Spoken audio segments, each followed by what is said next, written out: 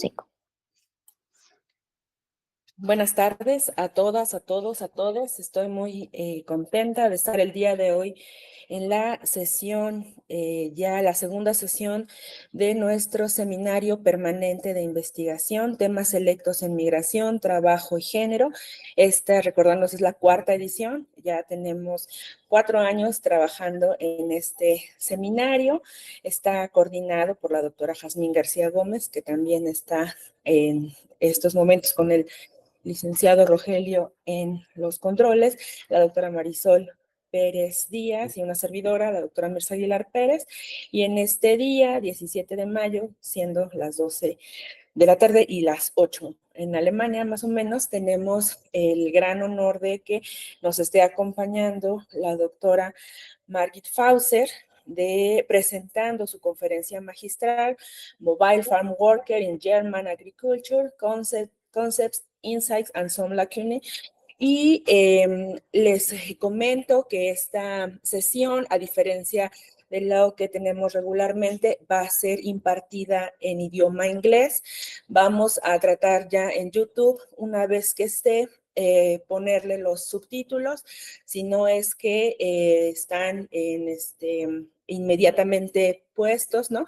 Trataremos que una vez terminada tengamos los subtítulos ahí, justo para que después también, si no están viéndolo ahorita, pues lo puedan ver con subtítulos más adelante. Antes de esta, me gustaría leer la semblanza curricular de la doctora Margit Fauser, quien es profesora de Sociología, Transnacionalización, Migración y Trabajo. Ella obtuvo un doctorado con distinción en 2009 en la Universidad de Bielefeld. Fue galardonada con la Venia Legendi en Sociología en esa universidad en 2020. Fue profesora de Migración en la Universidad de Ciencias Aplicadas de Darmstadt y se unió a la Universidad de Bochum en 2022. Ahí codirige el programa de maestría, Gestión y Regulación de Trabajo, Economía y Organización. Sus áreas de investigación incluyen migración y estudios fronterizos, estudios de ciudadanía, transnacionalización, trabajo y desigualdades sociales. Es coordinadora de la Red de Investigación 35, Sociología de la Migración, dentro de la Asociación Europea de Sociología, y es miembro del Consejo Asesor de la revista Revue Européenne de Migration Internacional, REMI. Ha sido investigadora visitante en el CIDOB en Barcelona y del Instituto Ortega y Gasset en Madrid.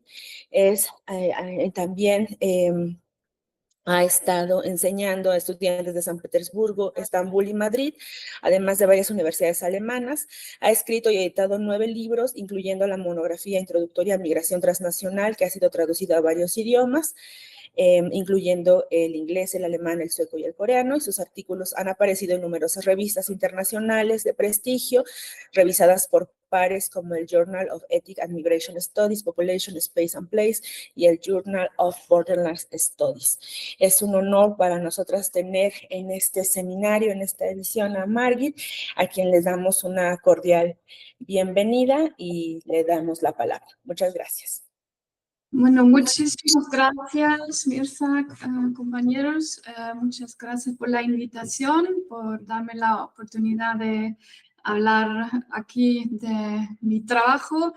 Como Mirza ya dijo, lo voy a hacer en inglés porque con toda la literatura, los conceptos y siempre trabajando en inglés me voy a confundir y entrar en un lío tremendo si lo hago en castellano, pero si me quieren hacer las preguntas o la discusión o lo que fuera luego, puede ser en español si prefieren, sin problema.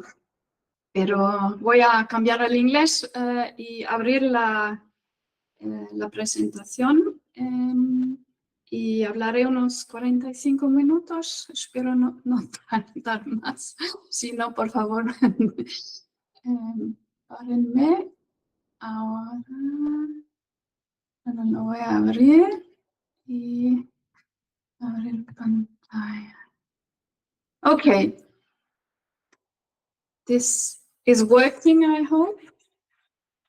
Okay, yes, I will talk about mobile farm worker, migrant farm worker in German agriculture. I'll present a number of concepts and Lacunae toward the end, but we'll specifically start with some insights from this ongoing research. And I'll start with locating what we have in the framework of precarious work and the migrant division of labor within segmented labor markets, with a specific focus on Germany. But I'll first introduce a couple of conceptual terminology and specific perspectives in this field of labor migration to which my research relates, and then I'll go over to present you insights into German agriculture and to the current situation of migrant labor and its great fragmentation, especially when it comes to seasonal labor.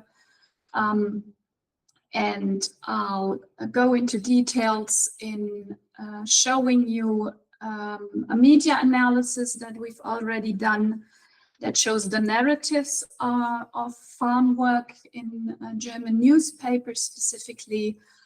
And if I still have time, which I hope I'll move on to go into a couple of open questions and make conceptual suggestions how I think this open issues should be addressed in this sort of the further agenda for this research. And I'm very happy to respond to your questions, of course, but also to listen to some suggestions, including also comparative perspective to the Mexican or Latin American case, and I'm specifically curious about. Okay, so this work starts from the observation of precarious work in many different sectors in Germany, but also in Europe and, of course, in other parts of the world.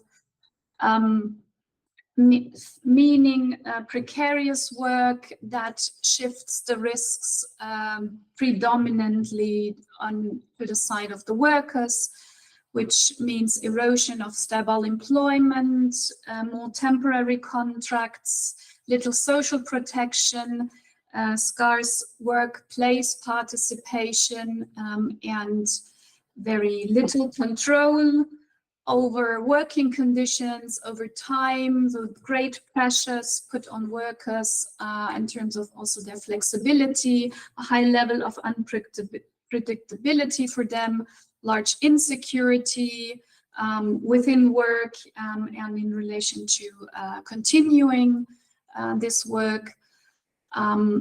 We also see a high level of exploitation connected very generally to precarious work, a high degree of informalization. While not all of this work is informal, of course, it's also largely covered by legal frameworks, as you will see in a moment, but we also see many infringements of labor and other rights, scarce protection also, a little representation of trade unions in a number of segments of the labor market. And what we find in Germany and across Europe and also in other parts of the world, as we know, especially from the US literature, but I'm sure that applies to other places as well, there is an overrepresentation of migrant and mobile workers in these types of jobs. That's what data shows. And then, of course, especially for migrants, precarious work is always associated with other precarious conditions in everyday life, in particular in relation to housing and health, that are often closely tied to employment status, and, of course, income.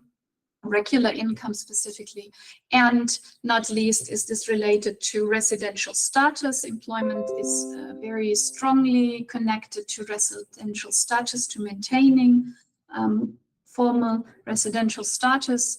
This is one of the reasons why towards the end I'll speak about the border regime, because this greatly shapes residential status and that influences on labor relations to an important degree. So, and within this setting, I think we can talk about multiple precarities or hyper-precarity, as Lewis and co-authors have done some years ago in an article on migrant work, where they specifically point out that these forms of work also greatly shape labor unfreedom, or it strongly constrains workers, in our case, migrants' choices, the freedom to choose jobs and to negotiate conditions within the jobs they're having. So this is sort of the background of this study. And what we see in Germany is as an increasing dualization, and also not only in the meantime, not only dual segments, but that's sort of a strong trend in the German labor market since the 80s, and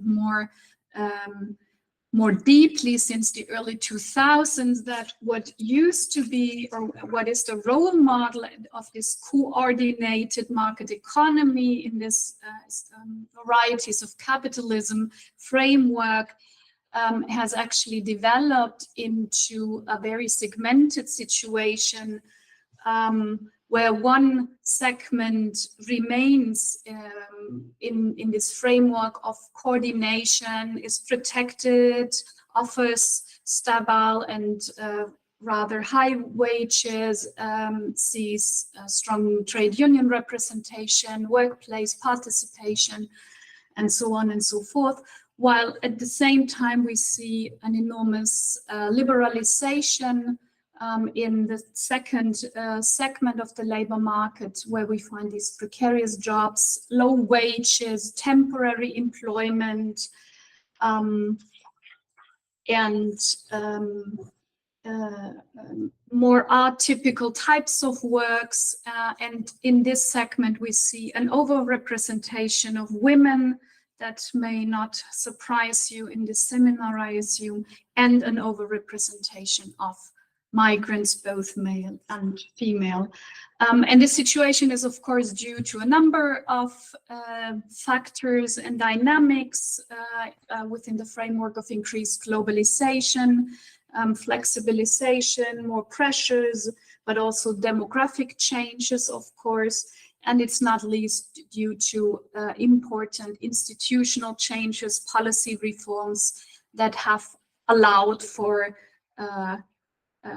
new labor relations in certain segments of the labor market. And this lower segment, according to experts, makes for at least 1/3 of the German labor market.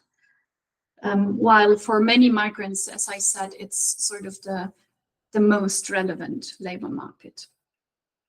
Now, as many of you will know, such situation of dualization has been addressed by segmented labor market theory.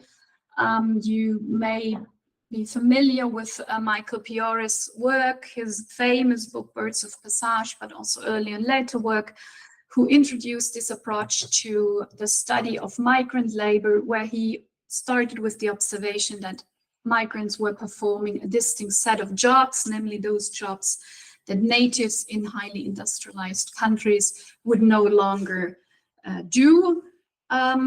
Taking this approach from critical race theory of the time that's come out of also the civil rights movement to the study of migrant labor.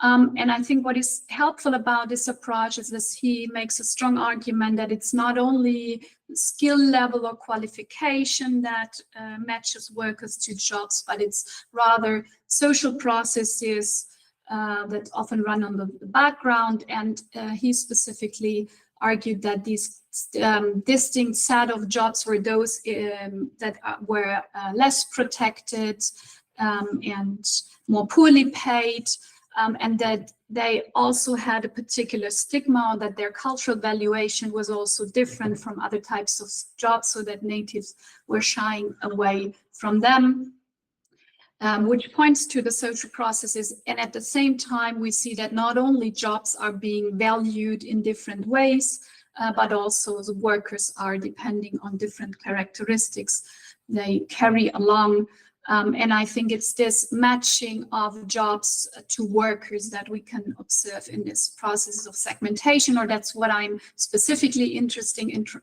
understanding the processes and mechanisms of this migrant division of labor in this lower segment. More recently, this has also been taken up by Waldinger and Lichter in their famous study done in the US, where they looked into or followed the question how the other half lives, the other half of immigrants that are not high qualified and find jobs in the knowledge economy that was emerging during the 80s and 90s specifically, while less qualified workers still found jobs. And they try to understand these specific mechanisms that brought distinct categorically distinctive workers to specific jobs. And their focus was very strongly on the role of employers and how employers' hierarchies of desirability brought specifically migrants into low-wage jobs. And their argument was, again, that this was not so much qualification, but rather the willingness to accept those work, and especially to accept those working conditions of hard work. And this is also what other research more recently has revealed in the past years, that in relation to migrant labor and precarious segments, we find this strong rhetoric of the good migrant, of the good worker, the worker that who accepts hard, harsh, and their working conditions and still performs a good job without protesting too much. This and much of this literature has actually also looked into the narratives and rationalizations on part of employers.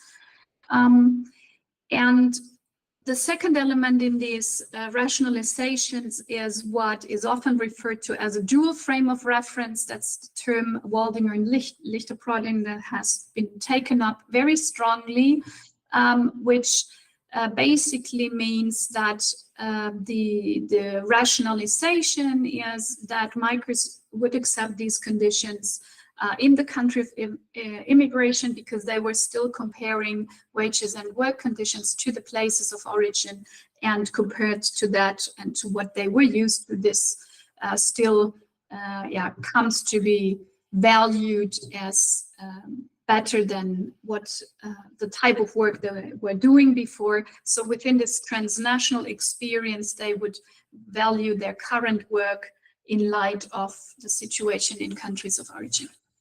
I think, and you'll see more of that later in my presentation, I think this is a very reduced understanding of transnational life worlds and also of people's agency, while of course it is clear that the reason why many people do these jobs are economic, but their agency is informed by other types of factors as well. So this is one of the elements that I'm interested in understanding more about with some future research. For the moment, I concentrate on mechanisms around discourses and narratives that associate workers to jobs, and with a focus on farm work. That's sort of the main sector I'm looking into at the moment. So before showing you the narratives that operate in relation to farm work, I'll introduce you to the situation of agriculture in Germany and the specific role of migrant labor in that sector. So what we first have to note is the historical legacy of foreign labor, especially transnationally mobile labor in German agriculture. Seasonal labor has historically meant foreign labor already in the late 19th century, when industrial modernization set in more visibly in German agriculture, land concentration started, and also business rationalities entered agriculture, more clearly transformed into an industry by that time, and this was greatly shaping also, of course, the forms of agricultural work, intensifying seasonality, leading to shorter and more labor-intensive seasons, where you need more workforce and less work and less need for workforce for the rest of the year. So this has greatly enhanced the demand for seasonal work, which meant growing numbers of workers recruited from abroad, and specifically and predominantly from Poland, who were already by then considered to be less expensive and more willing. That's a citation from a German historian who has studied this type of migration for a long time. And we see restrictive labor regulations at that time and anti-Polish policies, also very racialized and racist discourses by that time that strongly favored circulation, continuity of circular seasonal labor over settlement of those Polish workers. So there is a strong historical background to what we see today. So 100 years later, in the late 20th century, specifically since the late 1990s, we again see a new concentration in the German agricultural industry, a great globalization in this industry, a growth of large agribusinesses, more land concentration, and again, further intensification. The German agro industry becomes greatly globalized, which again has been enabled by the availability of flexible and seasonal labor from Eastern Europe in the framework of changing situations, post-socialist transformations in Eastern Europe, and then subsequent incorporation of many Eastern European countries into the European Union that allowed their access to the labor market in Europe and in Germany in different steps. I'll not go into all those details. That's a very long story, but it subsequently gave access to the labor market for Eastern European citizens who became European Union citizens. It has also contributed to a certain share of more qualified jobs on those farms, which went along with more precarious seasonal employment at the same time. That has also expanded. Now, if we look at the current situation, we see that actually Germany has become the third world largest exporter of agricultural products, just after the US and the Netherlands. We see, as I already indicated, fewer farms that farm more land, more hectares, and produce more goods. More goods also to be exported, but also to be used within Germany. And we also see a fragmentation of the agro-industry or of farming more generally within Germany. We still have a majority of family-owned farms, very often also farming their land on a part-time basis. But we also see large corporations emerging, and also some companies that started as family farms becoming bigger, buying up or renting land from surrounding farms. And we observe great regional differences because of different historical traditions in different parts of Germany. So the situation in southern Germany is historically very different and continues to shape current situations with smaller farms, more family ownership, while in the east, the post-socialist situation contributes to more large-scale farming, and again, the historical tradition in the north is very different. So there are many differences of which we still don't know how this then relates to different labor relations. So that's sort of part of the open questions. And what we see in the workforce is that the sector employs roughly 1 million, not fully reaching 1 million persons, of which almost half, 46%, are family members of farmers.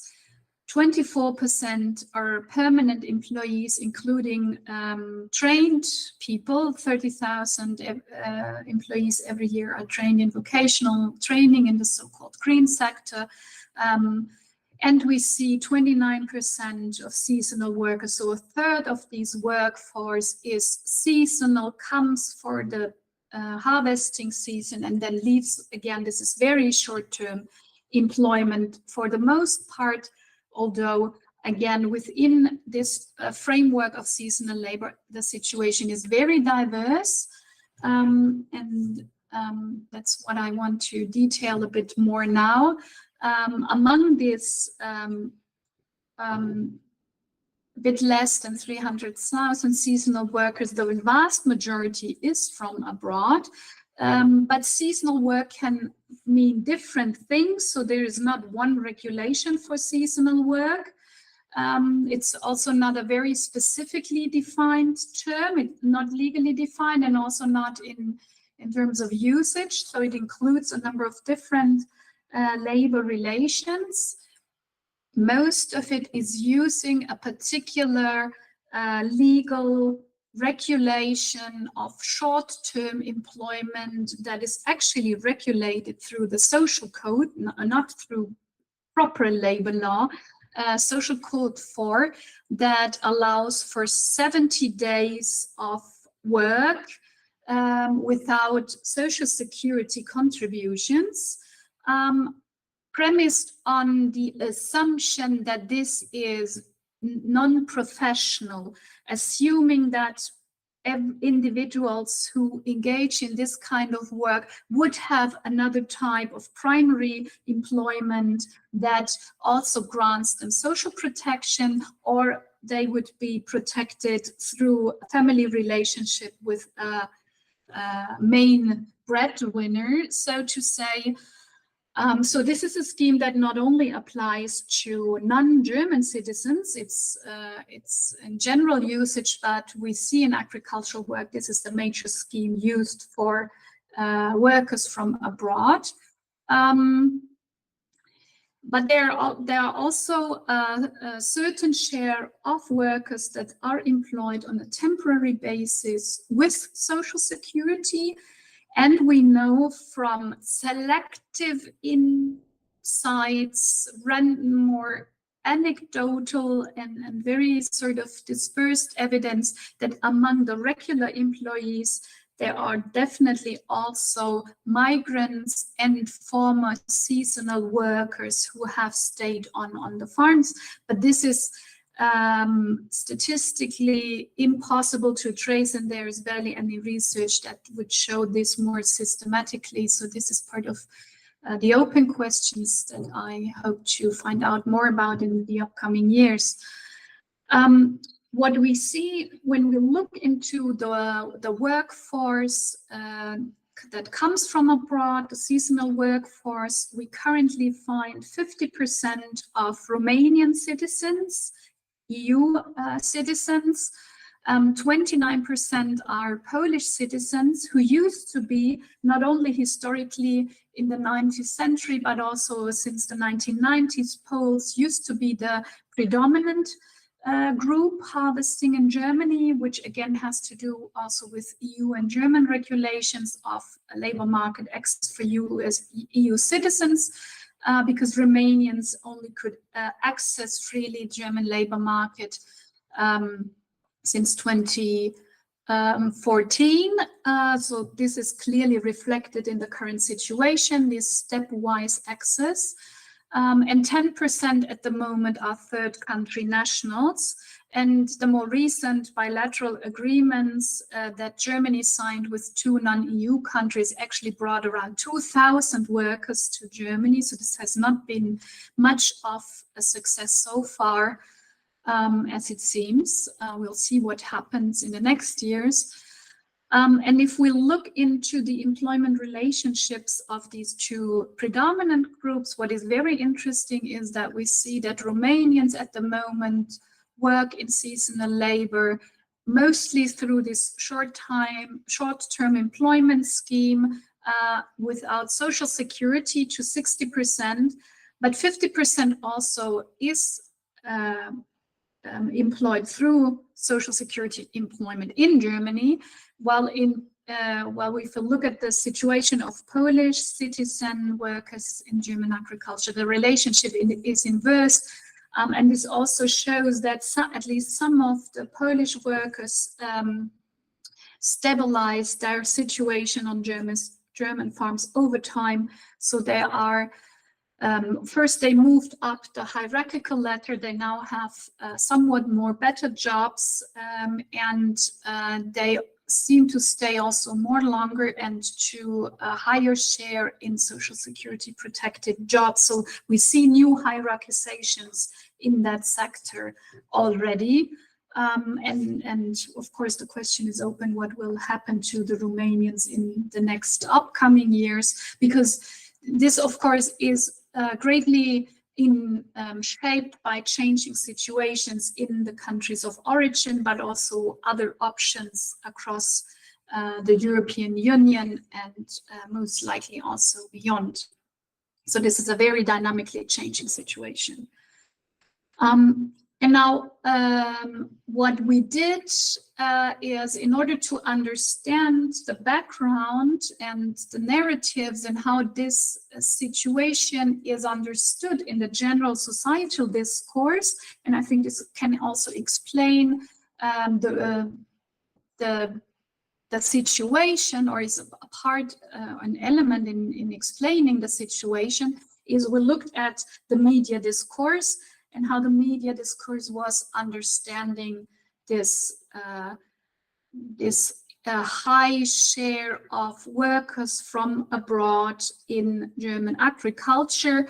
The whole issue popped up during the pandemic, and a number of articles and sort of shorter studies looked into the activation of the discourse during the pandemic. And so we decided to take a longer time frame and to focus on the discourse specifically on the Romanian citizens and how that would have changed in the course of the years. And I did this work with a master student in our program who did great work in putting the data set together, and also did some coding together with me and prepared also many of the codes. So that's not my work alone. We choose local newspapers because of the assumption that they were closer to the farms, to the immediate situations, and there are some indications that local newspapers would report a bit more on that as compared to nationwide newspapers. We took North Rhine-Westphalia, one of the German regional states, as sort of the focus, and then selected all those newspapers that were available in a digitalized database so that we could draw the articles from the database. We choose a frame from 2010 to 2022. So this is before Romanian citizens had free access to the German labor market until 2 years into the pandemic. And we found, and then we, since some of the newspapers are also related and they would publish the same articles, we deleted duplicates and all these things. So we ended up with 98 different articles in this entire period, which does not seem to be that much. So I think this already indicates that all in all, this is a very silent discourse, seasonal labor from abroad is not that much talked about. We also find rare active voices of migrants, rare reporting with their own speech. If reports document voices from migrants, they are very positive, reports about how happy people are about the work, about the opportunity, that they like to come to that specific farm, that they have very good relationship with the farmers across the board. And we see, as you can see on the graph, we find strong event-driven reporting. This is very similar to what our colleagues in Romania found. They did a very similar analysis on the Romanian discourse, like from the origin side, but they focused on the pandemic exclusively. So we also, of course, find this peak during the pandemic when seasonal workers were conceptualized as essential workers, and then they were allowed to come through a very specific allowance, and they were taken from the places of origin with planes, specifically recruited and then brought to the farm. So this was quite a moment of high media interest in the issue. But we also see earlier but smaller peaks around 2015 and 2019 that relate to discussions around minimum wage, at the beginning contextualized in the framework of free mobility, full access of Romanians and Bulgarians in that year, that brought new debates in terms of German labor relations, and eventually introduced a minimum wage with a certain delay also into agriculture, because farmers were able to negotiate an exemption for the first 3 years of the generalized minimum wage. But the minimum wage has also been referred to in earlier phases, but it's driving the peak in 15 and 19 as well. So this is the first finding, and what is perhaps more interesting is the specific discourse that we find, especially if we compare these narratives to what we generally find in migration studies, in discourse analysis performed in migration studies that trace portrayal of different categories of migrants, including recent studies into the refugee situation in Germany, but also across Europe. We by and large find negative portrayals, and we find very typical framing of security and threats, predominantly threats related to both culture and security, terrorism, internal crime, all these very classical, negative, stereotypical frames come up in basically all discourse analysis. And we find portrayals of victimhood and vulnerabilities in relation to certain migrant groups, specifically in relation to refugees, but also in relation to poor migrants. Discourse analysis in migration studies also, for the most part, documents the voicelessness of migrants, just as we have found it in our data. And the few discourse analyses that have been done on the portrayal of Eastern Europeans in Germany show an association with a number of terms, especially poverty migration and welfare tourism. That these are two wordings that became very strongly popularized with a report by the German Federation of Cities and Municipalities in 2013 that greatly framed Eastern European immigration as poverty migration and strongly in relation to welfare tourism, but also showed accounts of marginalization and vulnerabilities So this is what we have in the general migration discourse, and it's very interesting how the discourse on farm workers differs, because in the articles we found absences of the very stereotypical framings. We do not find any concern for cultural issues. Culture is not a problem. It's mentioned in 2 of the articles. I really had to search for the mention of anything related to culture. And this comes up at like, oh, we like the diversity on the farm style of narrative, but actually does not really form part of the discourse. And we also do not find much references to what we usually term as welfare chauvinism, welfare tourism, and so on and so forth. And if it comes up in the few articles that talk about Eastern European migration and then mention seasonal work as one element, we find a great rejection of this argument, showing that, well, the vast majority of these citizens were actually employed and that this was not a very relevant argument that these people were poor and unemployed. We don't find any references in relation to any kind of security issues in the data. What we do find is references to economic rationales.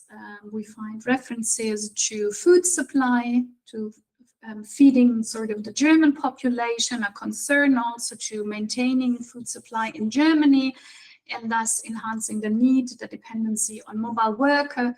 And of course, we find references to issues of prices of products, consumers, and also supermarket chains that put a lot of pressure on the farmers who are concerned with their economic survival. So here we find a strengthening of this idea of an enormous dependency on mobile worker that comes out of this data. The third sort of set of narratives or that we grouped together under the heading of precarity. We do find mentionings of both risks and claims to labor rights, but also to health issues, concerns for housing and living conditions.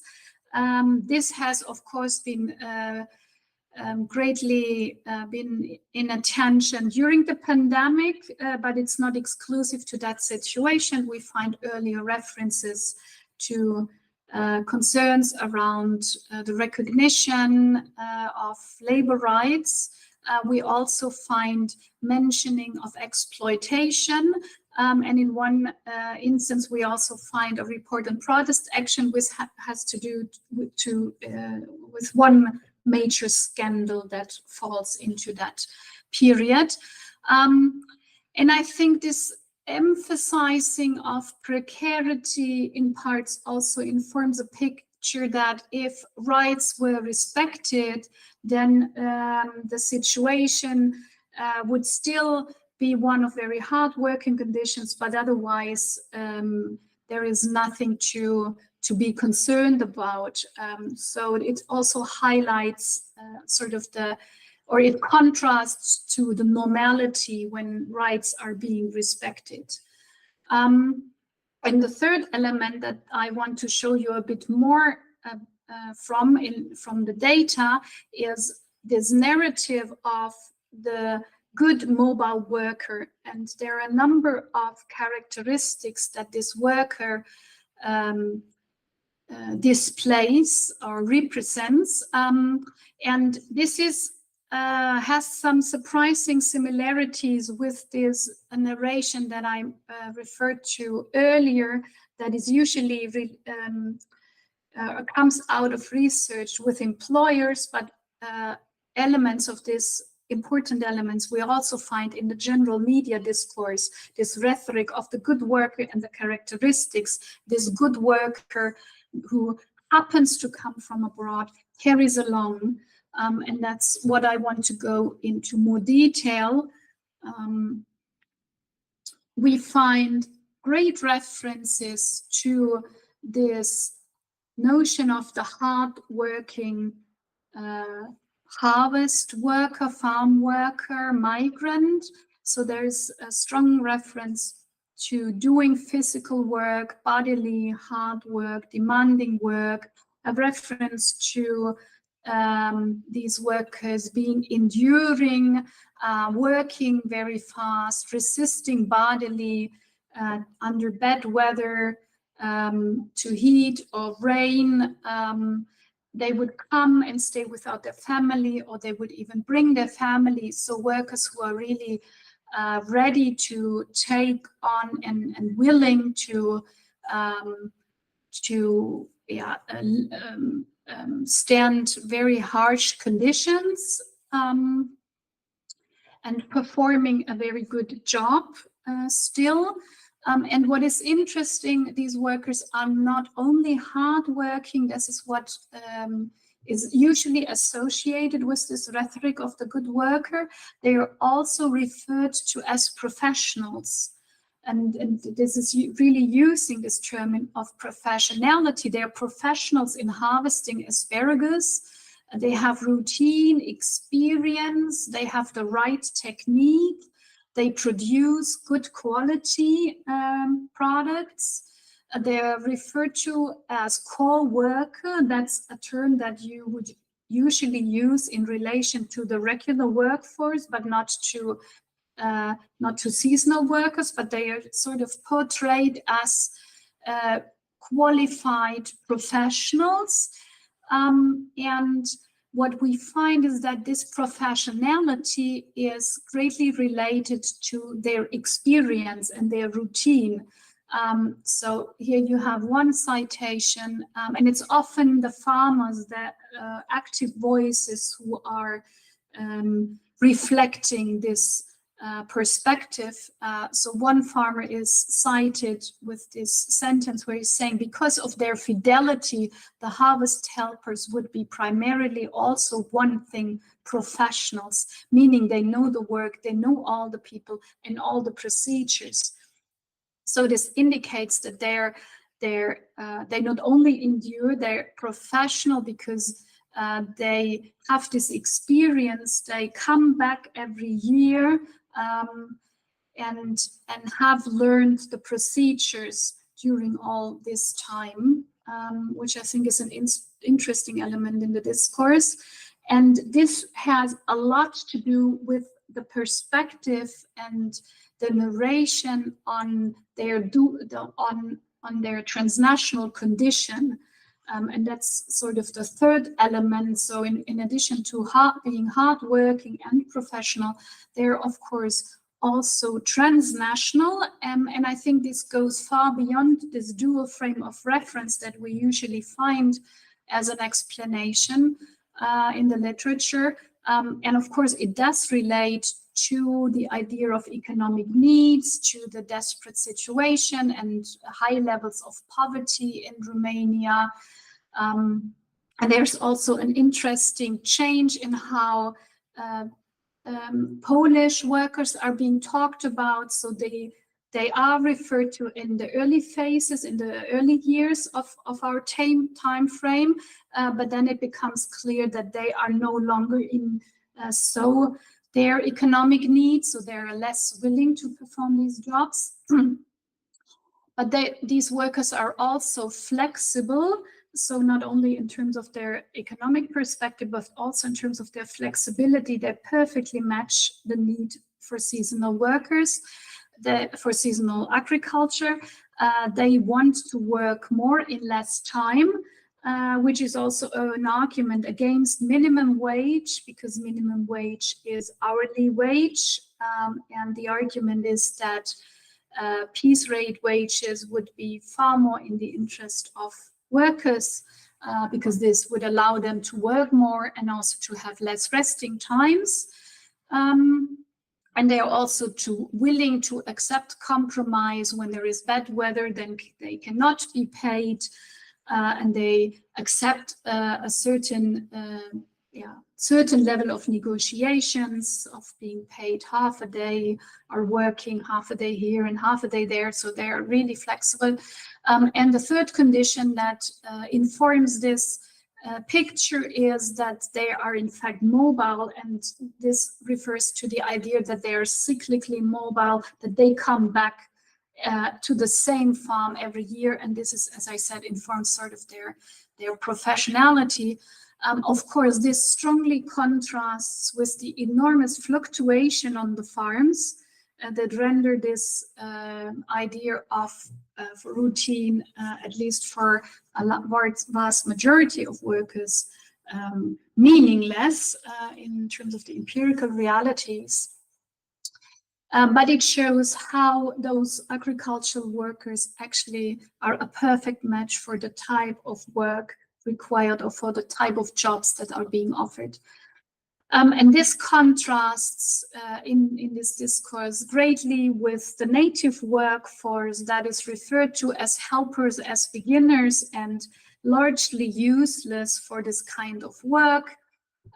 Several references made clear that farms had worked with Germans before, not only during the pandemic, but also in earlier phases, but this has actually not worked out very well. And one farmer says that, well, whether everyone who now spontaneously signs up during the pandemic, when they really called everyone to help out on the farms, and then housewives came and students came and some unemployed, but then farmers were already questioning that whether everyone who now signed up will be equipped for the hard work in the field, already questioning if they would stay. And at the bottom line, it remains, we do not help, we need workers. And this is what is shown across the board in these articles, that actually Germans, if they come, they stay for half a day and then they leave, which is understood because they don't have the same characteristics in terms both of economic need and flexibility. And the same goes for Poles, as I said, who used to perform that work and moved on in the course of time. So this is, I think, this is sort of the first part of empirical work that we have been doing in that field. And I think, or my conclusion is that this greatly contributes to a wider societal normalization of what I would call transnational arbitrage, the idea that German agriculture depends on the seasonal labor and still finds workers who are willing and able to perform this work as something totally normal. The work conditions, especially the legal frameworks, are barely mentioned. The fact that these people they get a very low wage, they work long hours, there's a lot of informality, and even if all legal conditions are being respected, they don't have social security, no unemployment benefits, no pension benefits. While this work is, of course, is very hard and very how should I say, it will lead to, or most likely will lead to, health issues in the course of time, for which then these people will not be compensated on the long run, which greatly externalizes all costs of social reproduction, but also social protection, to the country of origin and to the families and communities of origin, for which they receive no compensation, even if they receive minimum wage in Germany. So Mirza, you tell me, I could stop here or I could offer a couple of open questions, but I don't have to, if you prefer to go into the discussion. Muy bien, pues agradecemos mucho la conferencia magistral que nos brindaste, Margit, y entonces, como mencionas, vamos a pasar a la sesión de discusión para que ahí podamos también, que nos si hay preguntas, ¿no? Y ahí podemos ir siguiendo, las cuestiones que nos compartiste. Muy bien, pues tenemos... Quiero la pantalla. Perfecto. Entonces tenemos, estamos transmitiendo en YouTube y a su vez está compartido en redes sociales, en Facebook y también en el Instagram. Entonces nada más es, vamos a esperar que también recuperemos las preguntas de las redes sociales. Sin embargo, también tenemos a compañeros, compañeras que nos están también acompañando en esta transmisión en la sala de Google Classroom. Entonces, no sé si aquí, antes de pasar a las preguntas de redes sociales, alguien quisiera abrir su micrófono y preguntar alguna cuestión o ponerlo en el chat, si no quisieran, como prender el micrófono antes de...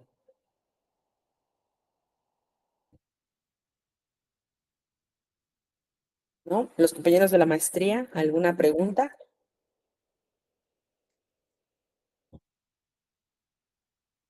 Bueno, en lo que se van animando, entonces damos paso a las preguntas de YouTube que tenemos. La primera, que preguntan, ¿cómo esta narrativa del buen migrante puede fortalecer los estereotipos nacionales, ¿no? Y también cómo esta narrativa podría colocar en una mala posición a los migrantes que piden mejores condiciones laborales, ya que no serían buenos migrantes, ¿no? Por ser vocales. Entonces, esa podría ser la primera. Sí, totalmente.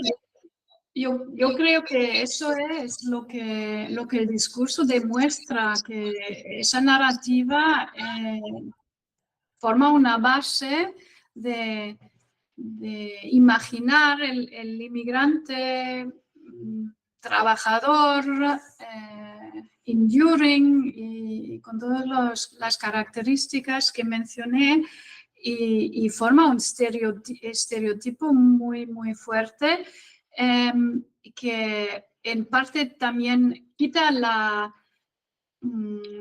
agency, como la resistencia también de la gente, y o si se les reconoce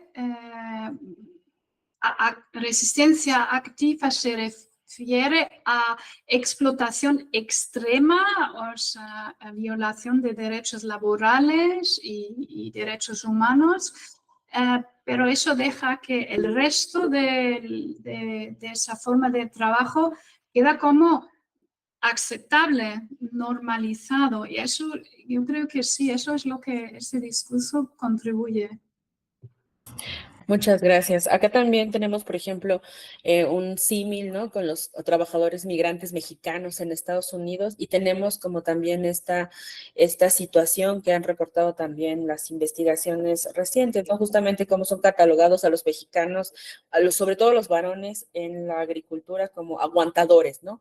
Que aguantan, que no necesitan descanso, que son muy trabajadores, que pueden hacerlo todo en condiciones extremas, ¿no? Y justamente eso es muy negativo, ¿no? También para justo porque deshumanizan, ¿no? A los trabajadores en sus necesidades, pues, más básicas. Tenemos una compañera que levantó la mano, Giovanna, quiere hacer la pregunta. Adelante.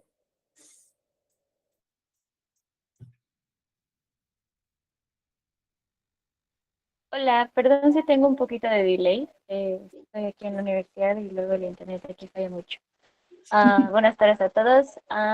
Well, my question will be divided in two kinds or two ways of thought, if you would like to understand them in that way.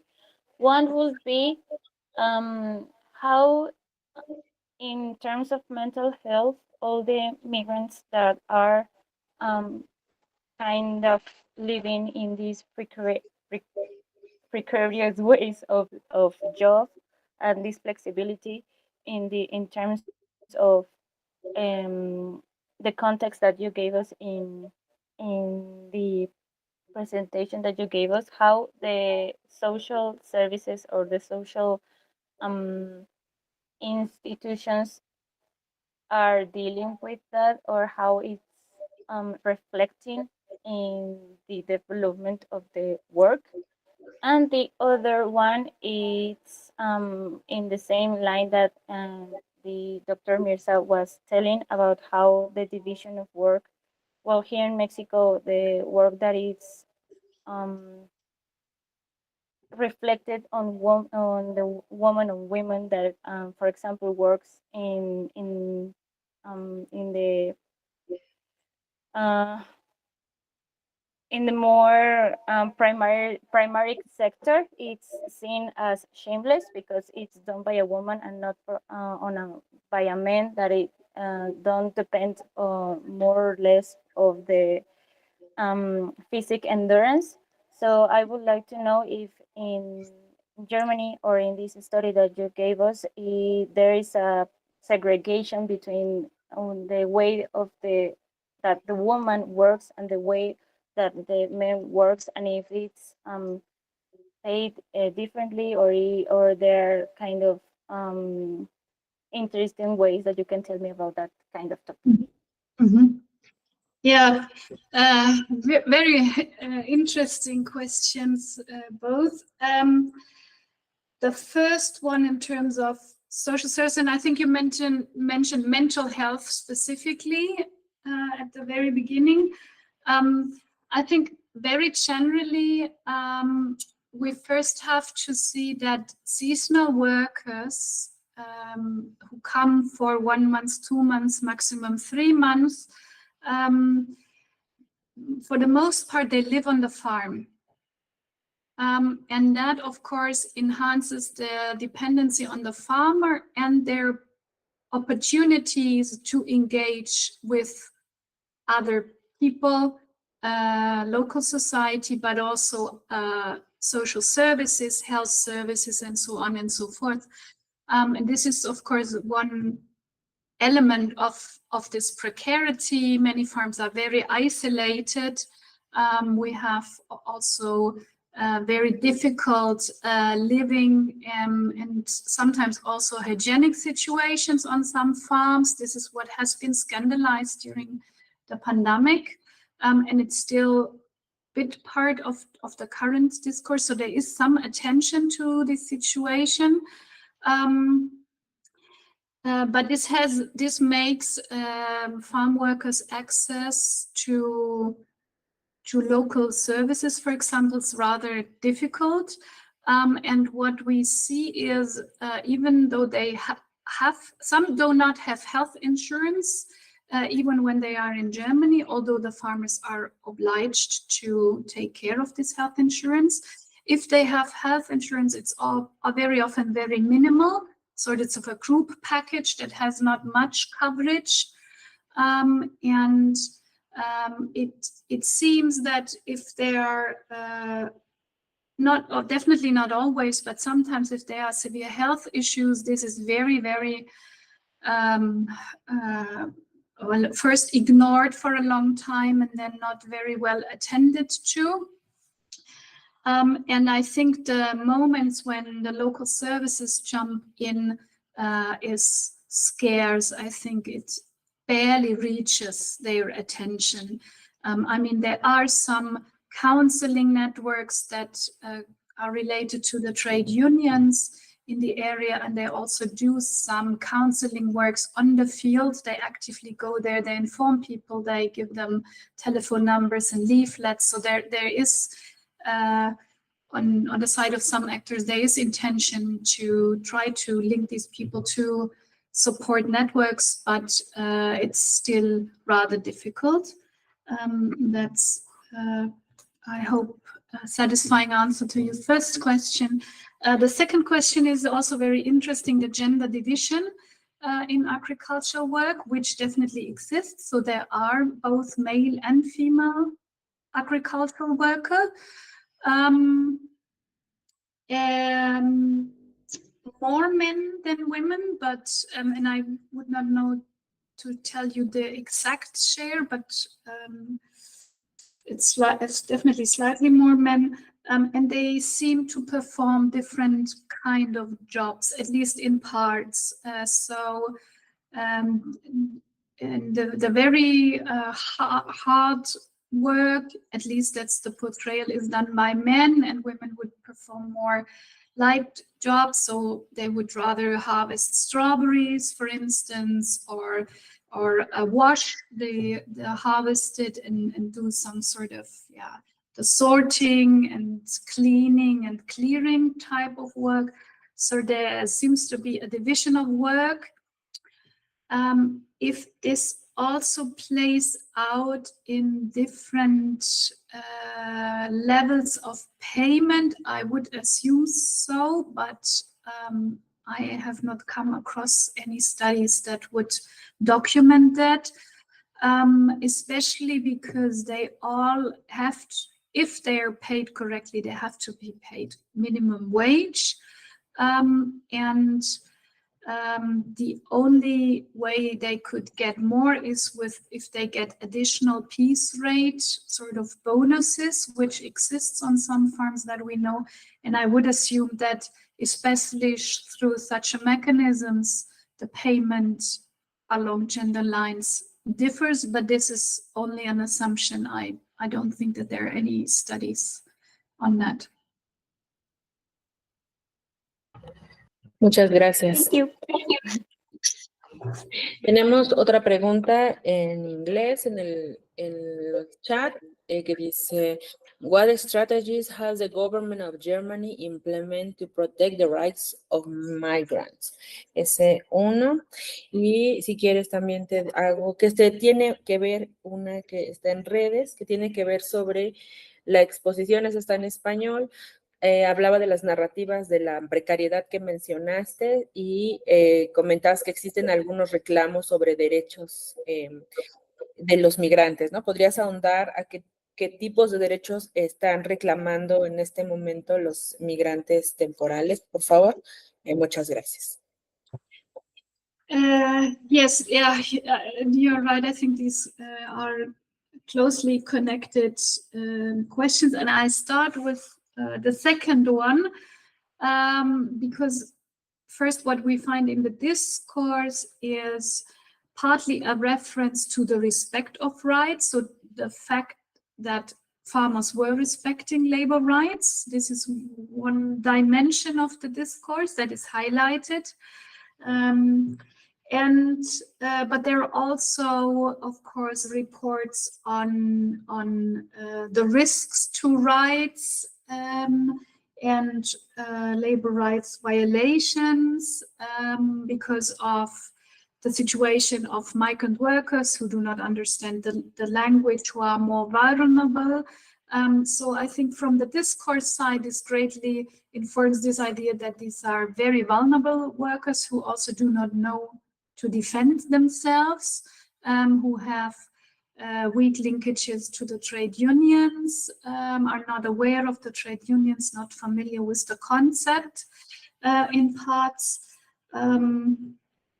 And so this is from the discourse side, and then claims to rights and initiatives on part of the government. Yeah, I mean, there has been an increase in labor rights inspections that came out of this situation during the pandemic that highlighted on the one side the dependency on seasonal work, but also hygienic and living situations. And then that also brought attention to work conditions, and there were a couple of larger scandals also that came to media attention. And specifically the Romanian government also protested, and that has initiated dialogue also on the government level between the labor ministries from Germany and Romania, and probably also some other countries, who called for improvement of the situation. And it seems that there have been controls on farms. There's still not a very high coverage, but it's more than before. And obviously also the labor bureaucracy where these workers are being registered seems to pay more attention to how they are being registered and to surveilling the conditions through which they may be employed without social security. And at least support networks say that their closer scrutiny has also led to more social security employment because they no longer accept longer stays or exceptions so easily and look more closely into the paperwork. So there seem to be some changes, but the general scheme so far has not been addressed, and I think I doubt. I mean, the farmer have a very strong lobby. As I said, they were able to negotiate a 3 years suspension of the introduction of a minimum wage. They just quickly before the entry into force of the minimum wage, they signed a new tariff agreement, and then this was accepted, and it's a sort of substitution and temporal suspension of the introduction of the minimum wage. And there are still ongoing complaints about the minimum wage on the farms, not only because of the level, but also because of the documentation duties, because again, this brings more paperwork, clearly, but also more control on especially hours worked. And it introduced also more resting time, day off, which is very contested still. So we'll see if something is happening. And one response on part of the government to this labor shortage and the demands on part of farmers are these 2 new agreements that I mentioned at the beginning with countries outside the European Union, with Georgia and the Republic of Moldavia, but this has so far brought very few workers, and we'll see if there will be more initiatives. I would assume so. This is what I can say about the government's initiatives at the moment. Muchas gracias, Margit. Y ya para ir cerrando, serían unas 2 preguntas únicamente. La primera tiene que ver con esta gráfica que nos mostraste sobre la atención de los medios de comunicación con los migrantes, ¿no? Hay una subida en el COVID, que es justamente cuando se debate la esencialidad de los trabajadores, pero hay un descenso, ¿no? Eso después. Que justamente como este debate de los trabajadores esenciales y su importancia, cómo después de o en post-pandemia ha ido como aminorándose y otra vez vuelve el silencio y cuáles son estas consecuencias, ¿no? Y la segunda tiene que ver con el seminario. Hace pues ya hace 2 años, en el 2022, una investigadora nos hablaba Zoe Castel, del programa de trabajadores agrícolas temporales Jamaica, Canadá, el PETAT, sobre la movilidad laboral organizada, y nos hablaba sobre que ya tenían 30, 40, 50 años con este tipo de programas, y me llama la atención justamente como los vínculos, ¿no? Digamos, de los flujos migratorios, ¿no? En este caso de Jamaica, Canadá, por el otro lado de rumanos y polacos con Alemania. Y aquí, o sea, hablaba en el 2022 de que observaban, digamos, que ya había una migración generacional, intrageneracional, es decir, que eran, digamos, los hijos de los mismos trabajadores agrícolas que se iban cada año, luego los hijos, los nietos, ¿no? Quería ver si había en Alemania esta tendencia de observación intrageneracional, ¿no? De en algún estudio, en tu propio estudio, que nos pudieras mencionar. Muchas gracias. Buena pregunta, las dos.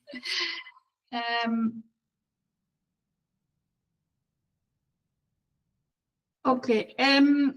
Sí, después del COVID ha habido un descenso en la atención totalmente. Hasta ahora no ha bajado de todo, o sea, no ha bajado hasta el nivel de antes del COVID.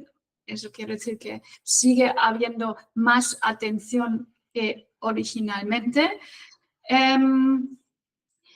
Pero muy en general, creo que las consecuencias son que lentamente desaparece el tema de la atención pública otra vez, contribuyendo a la invisibilidad del fenómeno y de la situación de los trabajadores, muy en general.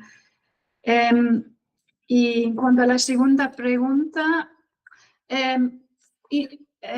ese tipo de transmisión generacional todavía no la podemos observar en Alemania, al menos no en este nivel. Lo que sí vemos que a veces familias enteras vienen a trabajar en agricultura juntos, parejas o padres y hijos. Pero los rumanos ya hasta ahora no llevan tiempo suficiente como para poder haber producido otra generación de agricultores o de trabajadores temporales. Y lo que creo que hay que tener en cuenta, bueno, uno es que por lo que sabemos de los pocos estudios, muchos de esos trabajadores ya trabajaron en agricultura en sus países de origen. Así que sí tienen una historia familiar de trabajo agrícola, ¿se dice? Y eso por un lado. Y segundo, sobre todo en el caso de la Unión Europea y en la relación Alemania, Rumanía, Polonia, hay que ver que esa forma de migración forma parte de una movilidad muy en general y muchas de las migraciones actuales de otros países europeos hacia Alemania son también temporales, o sea, la gente viene y se regresa, o tal vez vuelve el año que viene, o tal vez vuelve pero trabaja en otro sector, o regresa al país de origen y luego se van a España a trabajar en agricultura o en otros sectores. O sea que es una forma de migración laboral muy dinámica y muy diversa, y eso es parte de lo que quiero ver. ¿Qué hacen las personas después o qué han hecho antes? ¿Tienen trabajo en su país de origen o están sin empleo o se van a Italia a la cosecha de, no sé, limones y naranjas y luego siguen a Alemania a la cosecha de espárragos y no sé qué otra cosa, vino, luego se van a Francia a trabajar en la vendimia o no sé. Esas dinámicas existen, pero no sabemos mucho de las trayectorias. En PDF aún no, estoy finalizando el paper. Muchas gracias, Margit. Vamos a compartir el perfil de Margit en las redes para que sus trabajos ya publicados que estén los puedan consultar. Agradecemos inmensamente la presencia de Margit, aplaudimos mucho su conferencia el día de hoy y esperemos que sea la primera de pues muchas veces que nos puedas acompañar, Margit. Te agradecemos mucho el tránsito entre el español, el inglés, y además, yo insisto, ¿no? Ya también ya es noche allá y agradecemos mucho toda tu disposición. También, para ir cerrando, agradecemos su asistencia y participación en esta sesión. La tercera sesión de nuestro seminario va a versar sobre migración centroamericana y va a ser el 23 de agosto. Como siempre, va a estar disponible en YouTube. Los invitamos a seguir nuestras redes sociales, en Facebook, en Instagram, como Migragen, y en YouTube como Seminario Migragen. También, antes de irnos, les dejamos el cuestionario de asistencia en en el chat de aquí de la llamada para que por favor no dejen de contestarlo las personas que acudieron. Aquí también nos están dando las gracias, Tania, Alfonso. Hay muchas gracias, dice Francisco Quedanque, Margit, por toda tu participación. Agradecemos mucho pues esta sesión y se queda para consulta más adelante a a los que van a ver esto en repetición, vamos a ponerle subtítulos a la brevedad. Muchísimas gracias, tengan excelente tarde y pues nos vemos en agosto. Muchas gracias. Muchas gracias y espero ver todos en directo en algún momento, en un futuro. Sí, acá esperamos que nos vengas a visitar, Margit. Muchas gracias.